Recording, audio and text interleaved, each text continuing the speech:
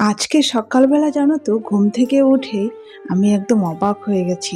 এত রোদ উঠেছে বন্ধুরা, কি বলবো। তো এত গরম পড়েছে আজকে, গরমে তো মানে থাকাই যাচ্ছে না। তবুও আর এই গরমে জানো তো আমার একটা কাজ করতে খুব ভালো লাগে। কি কাজ করতে ভালো লাগে চলো তোমাদের সঙ্গে সেটা দেখাই।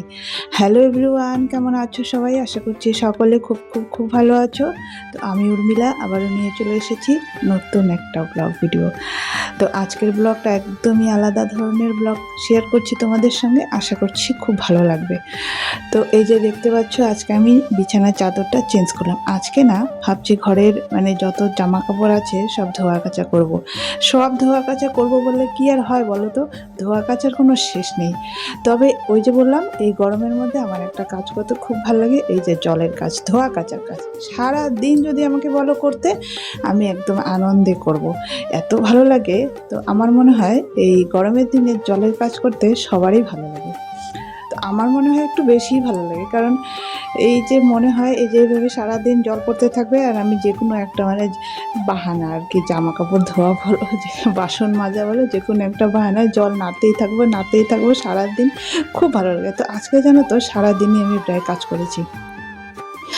তো ওই যে প্রথমে দেখালাম তোমাদের কি রোদ উঠেছিল এই জায়গাটায়, জানো তো। এই যে এখানে আমি সমস্ত কাজ করি, বাসন মাজা ধোয়া কাচা সমস্ত কাজ আমি এখানে করি।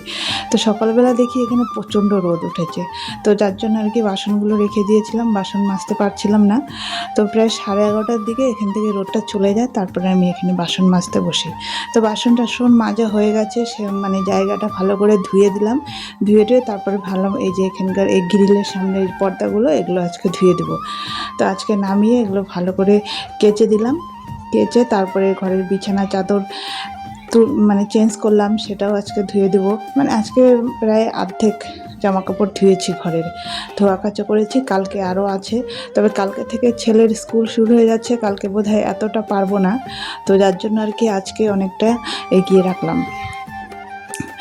আর মানে ওই যে বললাম গরম পড়েছে, এত গরমে না মনেই হচ্ছে না যে আমি জল থেকে উঠি বা স্নান সারি।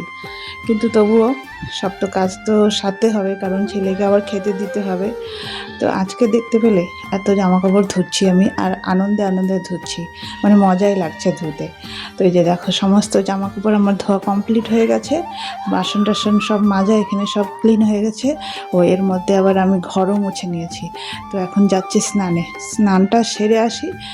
আর এই গরমের দিনে ট্যাঙ্কির জলটাও জানো তো গরম হয়ে থাকে, মনে হয় যেন স্নান করব না।